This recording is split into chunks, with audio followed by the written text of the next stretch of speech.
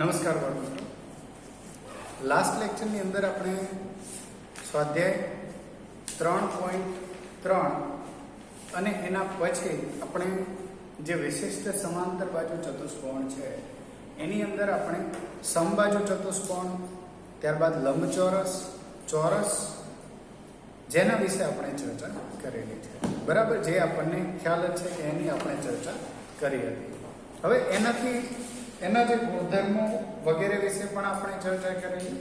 તો હવે એનાથી જે નેક્સ્ટ એક બાકી છે આપણું એ છે સ્વાધ્યાય 3.4. તો આજે આપણે સ્વાધ્યાય 3.4 જોઈશું. બરાબર, અને જેટલા દાખલા પૂર્ણ થાય છે બરાબર એ જોઈએ, અને બાકી પછી આપણે એનાથી પછી જો લેક્ચર આવે તો એ ચેપ્ટરમાં જે ચેપ્ટર છે એ પૂર્ણ થઈ જશે. ઓકે, તો અત્યારે મેં કીધું એ પ્રમાણે આપણે જોઈએ સ્વાધ્યાય 3.4 પ્રશ્નો.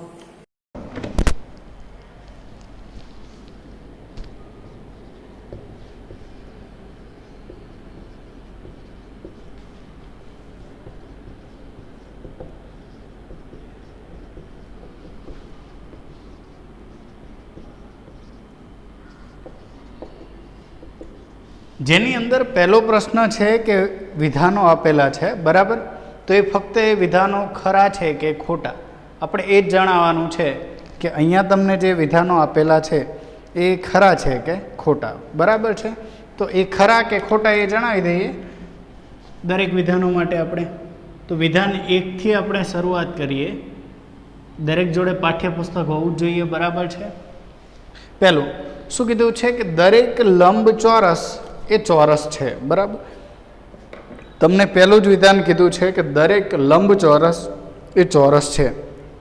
જો આવું પૂછે ને એટલે એનો મતલબ એવો થાય કે પહેલું જે પ્રશ્ન છે બરાબર એના દરેક પહેલું જે પાર્ટ આપેલો છે બરાબર, અથવા જે ફિગર છે કીધી છે લંબચોરસ, તો પહેલો ચતુષ્કોણ છે એ બીજા ચતુષ્કોણના બધા જ ગુણધર્મો ધરાવે છે. બરાબર, એવું થાય અહીંયા.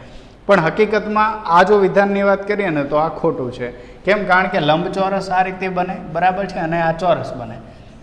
હવે એની અંદર જે છે આના ગુણધર્મોમાં જોવા જઈએ આપણે તો આની સામસામેની બાજુઓ સરખી હોય. બરાબર, અને જે ચોરસ છે એની ચારે ચાર બાજુઓ સરખી હોય. તો પહેલો જે ગુણધર્મ જો આપણે બાજુઓની પણ વાત કરીએ ને તો એ ગુણધર્મ પણ મળતો ના આવે. બરાબર છે, એની અંદર પણ એવું થાય કે આની જે ચારે ચાર બાજુઓ છે એ સરખી છે, પણ લંબચોરસની હકીકતમાં ચારે ચાર બાજુ સરખી નથી.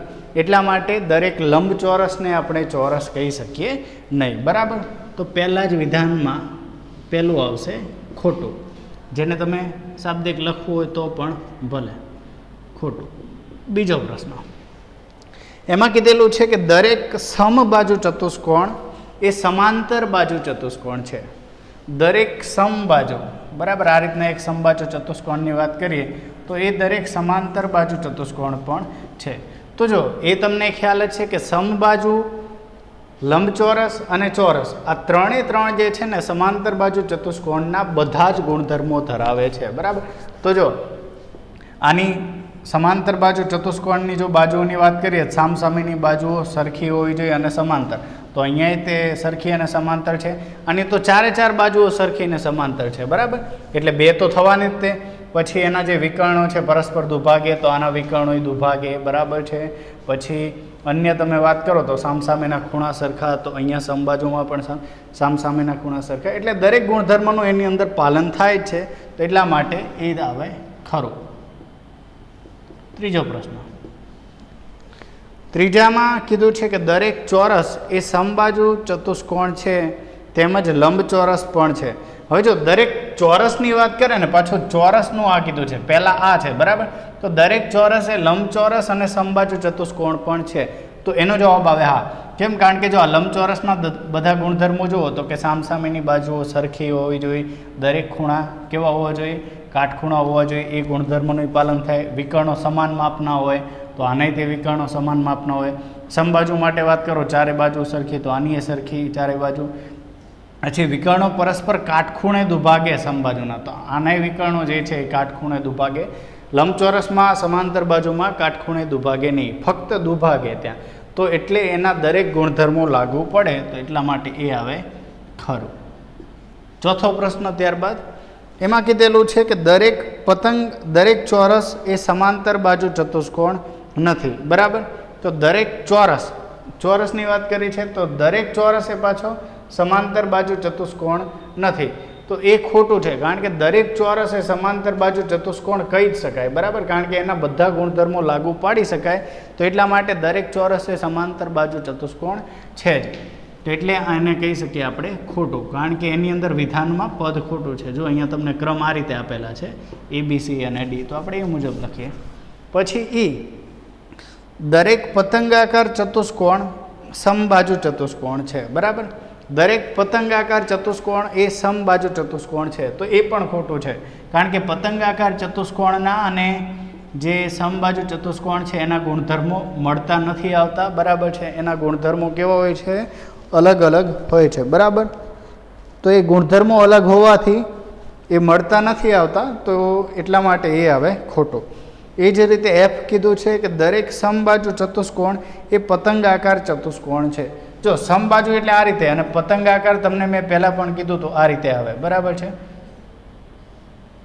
હવે આની જે પતંગાકાર માટે એ રીતે હોય છે કે એની જે સામસામેની બાજુ હોય ને, એની અંદર પાસેની બાજુઓ સમાંતર બાજુમાં અથવા સમબાજુમાં સામસામેની બાજુઓ સરખી હોય.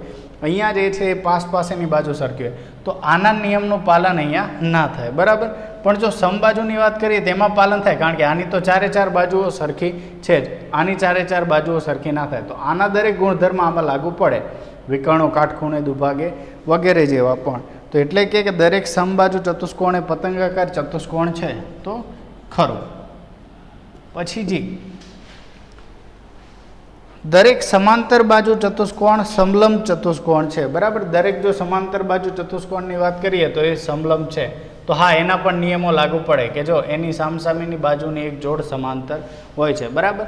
પછી તો મેઇન જે એના ગુણધર્મોમાં અથવા સમલંબ ચતુષ્કોણના જે ખાસ કરીને ગુણધર્મોમાં એક જ ગુણધર્મનો વિશેષ સમાવેશ થાય, એ છે કે સામસામેની જે બાજુઓ છે એ સમાંતર હોવી જોઈએ. અને એક જોડ, તો અહીંયા એક જોડ તો સમાંતર હોય છે, સાથે સાથે જે બીજી જોડ હોય છે એ પણ સમાંતર હોય છે, તો જીમાં પણ આવે ખરું. અને H, એની અંદર કીધું છે કે દરેક ચોરસ એ સમલંબ ચતુષ્કોણ છે, તો બરાબર છે. દરેક ચોરસમાં પણ સમલંબનો એક જ ગુણધર્મ છે કે સામસામેની જે બાજુની જોડ છે, એક જ જોડ એ સમાંતર હોવી જોઈએ, તો એ ગુણધર્મ પણ ચોરસમાં લાગુ પડી જાય, એટલે એનો પણ જવાબ આવે ખરો, બરાબર. તો પ્રશ્ન 1માં ખાલી ગુણધર્મો આધારિત તમને કીધેલું, તો એ તો આપણે જોઈ લીધું, બરાબર. કોઈ વિશેષ વસ્તુ છે એની આપણે ગુણધર્મો ખાસ ભણ્યા ને, એના આધારે જવાબ આપવાના હતા. પછી પ્રશ્ન નંબર 2, એમાં શું કીધેલું છે? તો પ્રશ્ન 2માં કીધેલું છે કે એવા ચતુષ્કોણના નામ આપો જેમાં ચારેય બાજુની લંબાઈ સરખી હોય.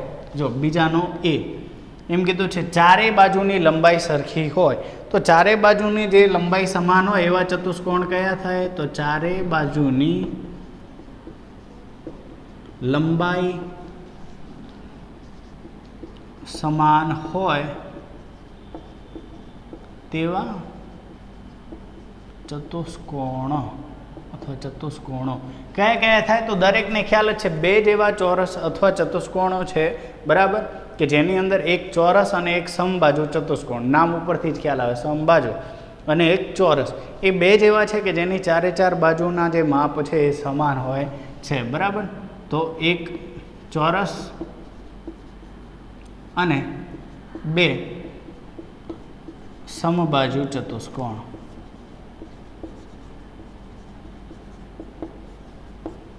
આ એ થઈ ગયો જવાબ એનો. એ જ રીતે બી, કે જેના ચારેય ખૂણા કાટખૂણા હોય, બરાબર. ચારેય ખૂણા કેવા હોય? કાટખૂણા. તો એ પણ દરેકને ખ્યાલ છે. તો ચારેય ખૂણાઓ કાટખૂણા હોય તેવા ચતુષ્કોણો કયા કયા થાય? દરેકને ખ્યાલ જ છે. તો એ થાય એક તો ચોરસ અને એક લંબચોરસ, કે જેના ચારેય ખૂણાઓ કાટખૂણા હોય. તો એક ચોરસ અને બે લંબચોરસ. આ તમારો જવાબ. આ થઈ ગયો પ્રશ્ન 2. મુખ્યત્વે તમે જોઈ શકો છો આ પ્રશ્નો ગુણધર્મને આધારિત જ છે, બરાબર. એના પછી ત્રીજો પ્રશ્ન.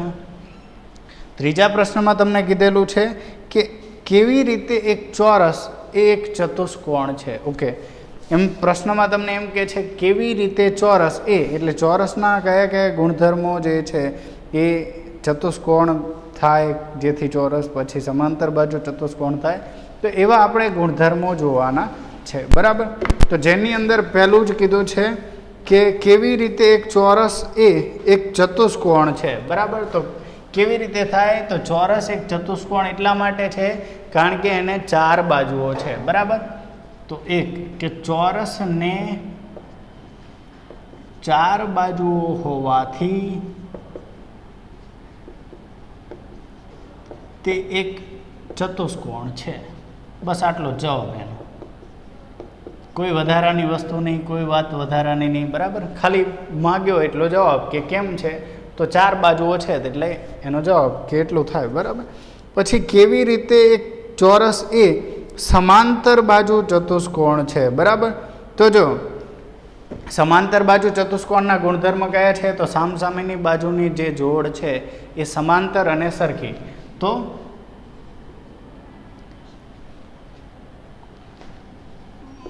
ચોરસ પણ સમાંતર બાજુ ચતુષ્કોણના, અથવા તમને શું કીધું છે કેવી રીતે એક ચોરસ એ સમાંતર બાજુ ચતુષ્કોણ કેવી રીતે છે? તો સમાંતર બાજુ ચતુષ્કોણની જેમ, અથવા ચલો એમ લખી શકીએ કે સમાંતર બાજુ ચતુષ્કોણમાં અથવા સમાંતર બાજુ ચતુષ્કોણની જેમ સામસામેની બાજુની જોડ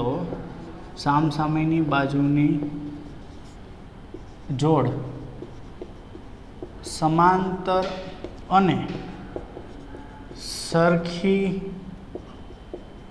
હોવાથી, બરાબર. સમાંતર બાજુ ચતુષ્કોણની જેમ સામસામેની બાજુની જોડ સમાંતર અને સરખી હોવાથી ચોરસ એ સમાંતર બાજુ ચતુષ્કોણ છે.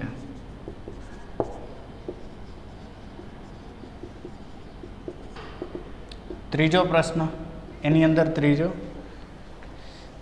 કેવી રીતે ચોરસ એ સમબાજુ ચતુષ્કોણ છે? ઓકે, આની અંદર પણ એ જ વસ્તુ કે સમબાજુ ચતુષ્કોણની જેમ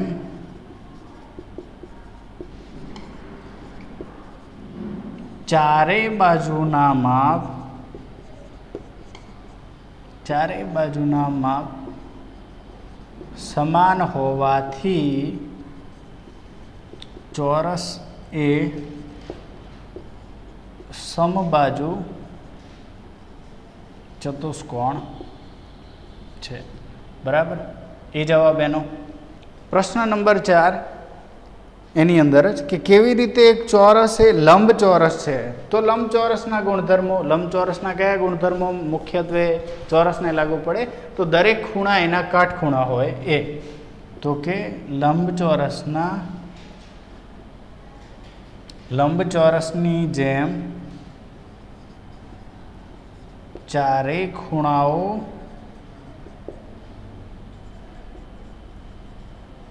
કાટખૂણા હોવાથી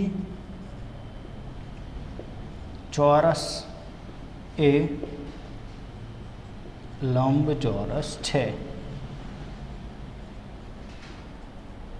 બરાબર. તો આ રીતના ચોરસ, જો ચોરસ છે ને એ ઓલમોસ્ટ ચોરસ દરેક ચતુષ્કોણ જેવા ગુણધર્મ ધરાવે છે, બરાબર. ચોરસ એ સમાંતર બાજુ ચતુષ્કોણ જેવા પણ ગુણધર્મ ધરાવે, ચોરસ એ લંબચોરસ જેવા પણ ગુણધર્મો ધરાવે. ત્યારબાદ ચોરસની વાત કરીએ તો એ સમબાજુ ચતુષ્કોણ જેવા પણ ગુણધર્મો ધરાવે છે, બરાબર. તો આ ગુણધર્મો ધરાવતો હોવાથી એવું કહી શકાય કે ચોરસ ઓલમોસ્ટ બધા જ ગુણધર્મો ધરાવે છે. ક્લિયર? એ થઈ ગયો પ્રશ્ન નંબર તમારો 3. એના પછી પ્રશ્ન નંબર 4 જોઈએ. તો પ્રશ્ન નંબર 4 કીધું છે કે નીચે દર્શાવ્યા મુજબ વિકર્ણ ધરાવતા ચતુષ્કોણના નામ આપો. જો વિકર્ણોની વાત કરી છે, ચોથામાં જે પણ આપેલું છે ને એ વિકર્ણને આધારિત છે, તો આપણે એના આધારિત જવાબ લખીશું. તો ચોથાનો પહેલો પ્રશ્ન એ તમને કીધું છે કે નીચે દર્શાવ્યા મુજબ વિકર્ણો ધરાવતા ચતુષ્કોણના નામ કે જેમાં પરસ્પર દુભાગે, એટલે જે ચતુષ્કોણ છે એના વિકર્ણો પરસ્પર દુભાગે છે, એટલે કયા કયા ચતુષ્કોણના વિકર્ણો પરસ્પર દુભાગે એવા ચતુષ્કોણના નામ લખવાના છે. તો એની અંદર ઓલમોસ્ટ જે 4 પ્રકાર છે આપણા સમબાજુ, સમાંતર બાજુ, ચોરસ અને લંબચોરસ, એ દરેક આવી જાય. કારણ કે જો આ રીતે તમે સમબાજુ ગણો તો એના વિકર્ણો દુભાગે, સમાંતર બાજુ ગણો તો એનાય દુભાગે પરસ્પર, લંબચોરસ માટે તો ખ્યાલ છે દુભાગે, અને ચોરસ માટે પણ એ જ વસ્તુ થાય. ચોરસ માટે પણ શું થાય તો એના પણ વિકર્ણો દુભાગે દરેકે દરેકના.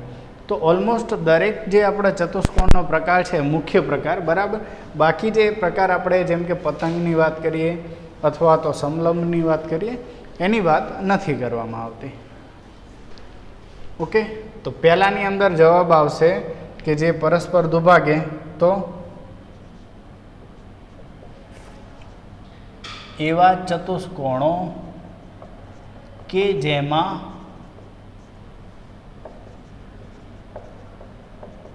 વિકર્ણો પરસ્પર દુભાગે, અને જેની અંદર પહેલું, ચલો એના નામ જ લખીએ વારાફરતી.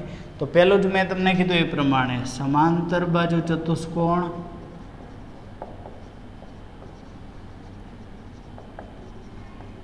બીજું સમબાજુ ચતુષ્કોણ,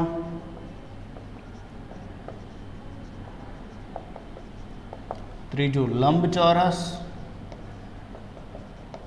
અને ચોથું ચોરસ. બરાબર, આ રીતે થાય. ત્યારબાદ બીજું કે પરસ્પરના લંબ દ્વિભાજક હોય. બરાબર, એટલે કે લંબ દ્વિભાજક એનો મતલબ કે જ્યાં આગળ એ છેદે છે ને, બરાબર, આ વિકર્ણો, તો ત્યાં લંબ સ્વરૂપે એટલે કાટખૂણો બનવો જોઈએ. બરાબર, તો દરેકને ખ્યાલ છે કાટખૂણો ક્યારે બને, કેવા કેવા ચતુષ્કોણના પ્રકારની અંદર બને. તો આપણને ખ્યાલ જ છે કે આપણે અથવા તો એ ચોરસ હોય અથવા એ સમબાજુ ચતુષ્કોણ હોય. બરાબર, આ રીતે સમબાજુ હોય તો પણ ભલે, અથવા તો એ ચોરસ હોય.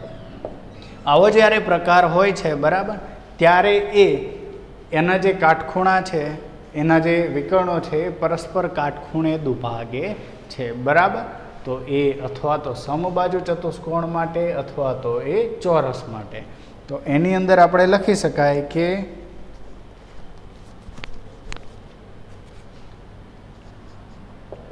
એવા ચતુષ્કોણો કે જેમાં વિકર્ણો પરસ્પરના લંબ દ્વિભાજકો હોય. કયા કયા ચતુષ્કોણો? તો મેં કીધું એ પ્રમાણે સમબાજુ ચતુષ્કોણ, અને બીજું આવશે ચોરસ. ત્યારબાદ એમાં ત્રીજો શું કીધું છે કે વિકર્ણો સમાન હોય. બરાબર, વિકર્ણો કેવા હોય? સમાન માપના હોય. તો એવા ચતુષ્કોણ કે જેની અંદર વિકર્ણો સમાન માપના હોય, કયા કયા થાય? દરેકને ખ્યાલ છે. જો આ રીતે કોઈ સમાંતર બાજુ માટે વાત કરો તો આ વિકર્ણની ને આ વિકર્ણની લંબાઈ અલગ અલગ થાય. જો જોઈને જ ખબર પડી જાય આખો વિકર્ણ આટલો ટૂંકો છે, આ વિકર્ણ લાંબો થાય. એ જ રીતે સમબાજુ માટે પણ થાય. એના વિકર્ણો દુભાગે ખરા, પણ સમબાજુ માટે વિકર્ણો જે બે છે એના માપ અલગ અલગ થાય. જો આ માપ એના કરતાં આ માપ લાંબુ લાગે છે ને, તો એ રીતે, તો એ અલગ અલગ જ થાય. બરાબર છે, તો એ આપણને જોવા મળે જ છે એ રીતે. તો એના પછી સમાંતર બાજુ ચતુષ્કોણ, મેં કીધું એ પ્રમાણે કે સમાંતર બાજુ ચતુષ્કોણ અને જો સમબાજુ ચતુષ્કોણની વાત કરવામાં આવે તો એના વિકર્ણો અલગ અલગ માપના હશે. પણ લંબચોરસ અને ચોરસ જ એવા ચતુષ્કોણો છે કે જેના વિકર્ણોના માપ કેવા હોય? સરખા. એટલે બંને જે વિકર્ણો છે બે વિકર્ણો એ બંનેના માપ કેવા હશે? સરખા જ હોય, બરાબર. તો એવા ચતુષ્કોણો કે જેના વિકર્ણો સમાન માપના હોય. તો કયા કયા? તો એક થશે ચોરસ અને લંબચોરસ. તો ખ્યાલ આવી ગયો હશે દરેક બાળ મિત્રોને પ્રશ્ન 4 સુધી, બરાબર, કે જેની અંદર મુખ્યત્વે આપણે ગુણધર્મોને આધારિત જ આપણા જે પ્રશ્નો છે એ હતા, બરાબર. ફરીથી ચલો હું તમને એ જે ગુણધર્મો કેટલાક બાળકોને કદાચ જો આની અંદર એવો કંઈ પ્રશ્ન રહેતો હોય, બરાબર, તો હું ફરીથી એકવાર સમજાવી દઉં જે મેં તમને અગાઉના લેક્ચરમાં પણ સમજાવેલું, બરાબર. જો આ સમાંતર બાજુ ચતુષ્કોણ છે, બરાબર, અહીંયા આ જુઓ તો આ સમબાજુ ચતુષ્કોણ છે, ત્યારબાદ આવે લંબચોરસ અને ચોરસ. તો જો આ જે સમાંતર બાજુ ચતુષ્કોણ છે, પહેલાં તો આના મોસ્ટલી ગુણધર્મો એટલે આના દરેક ગુણધર્મો સમબાજુમાંય હશે, લંબચોરસમાં હશે અને ચોરસમાં પણ હશે, બરાબર. જો આના ગુણધર્મોમાં મુખ્યત્વે શું છે? તો સામસામેની બાજુની જે જોડ છે એ પરસ્પર સમાંતર હોય અને સરખી પણ હોય. તો જો આ ગુણધર્મ દરેકમાં લાગુ પડે છે, બરાબર.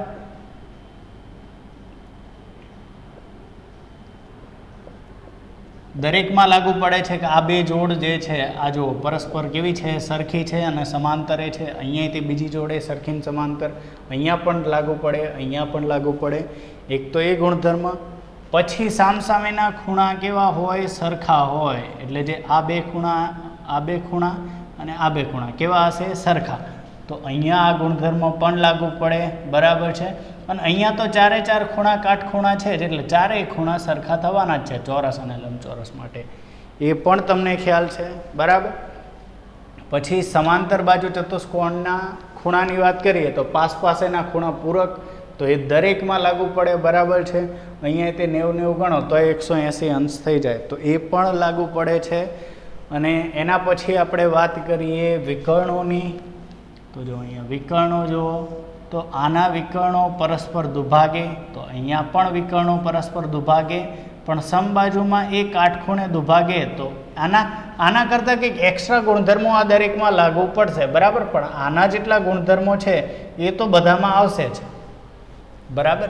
કે જે આ ચતુષ્કોણ છે આપણો સમાંતર બાજુ, તો એના ગુણધર્મો દરેકમાં હશે ખરા, પણ એની સાથે સાથે કંઈક વધારો પણ હશે. તો જો અહીંયા પણ કેવું થશે કે આ જે વિકર્ણો છે ચતુષ્કોણના એ પરસ્પર દુભાગે છે, અહીંયા પણ દુભાગે, અહીંયા પણ કાટખૂણે દુભાગે, બરાબર. અહીંયા કાટખૂણે નહીં દુભાગે, અહીંયા પણ નહીં દુભાગે. હવે જો સમાંતર બાજુ ચતુષ્કોણ છે ને એક પ્રકારે વધારે તો આપણા લંબચોરસ જેવો છે. આને તમે ખાલી ઊભો કરી દો ને એટલે અહીંયા ખૂણા જે છે આ જે હતા એ તમને 190 કરતાં વધારે મળે, 190 કરતાં ઓછો હોય. પણ જો આને ઊભા કરી દો ને, બરાબર, કે આ જ વિચારો આ ચતુષ્કોણ છે સહેજ આમ ત્રાસો છે, એને તમે ઊભો કરી દો ને એટલે જ લંબચોરસ બને, અને સમબાજુને તમે ઊભો કરી દો તો ચોરસ બને, બરાબર. તો એટલે એના ગુણધર્મોમાં સામ્યતા જોવા મળે છે. તો અહીંયા મેં કીધું એ પ્રમાણે કે વિકર્ણો પરસ્પર દુભાગે, અહીંયા પણ દુભાગે, પણ અહીંયા એડિશનલ કાટખૂણે, અહીંયા દુભાગે અને અહીંયા પણ દુભાગે. અને આ બેમાં સામ્યતા પછી વિકર્ણોની, પછી દરેક ખૂણાની એ છે. અહીંયા એ વધારાની જે એડિશનલ વસ્તુ જોવા મળે છે એ છે કે દરેક અહીંયા લંબચોરસ અને ચોરસ માટે એના વિકર્ણોના માપ પણ સરખા હશે. ક્લિયર? તો ખાસ કરીને આટલી વસ્તુઓ એની અંદર વધારાની જોવા મળે છે, બરાબર. તો આ ગુણધર્મોને આધારિત જ આપણા પ્રશ્ન 3.4ના પ્રશ્ન નંબર 4 સુધી હતું, બરાબર. ત્યારબાદ 3.4ની અંદર પ્રશ્ન 5 અને પ્રશ્ન 6 બે પ્રશ્ન બાકી રહે છે, બરાબર. અત્યારે આપણો સમય પૂર્ણ થવા આવ્યો છે, તો આપણે એક કામ કરીએ, એને જે આપણે બાકી છે એને આપણે નેક્સ્ટ લેક્ચરમાં ડિસ્કસ કરીશું, બરાબર. આભાર.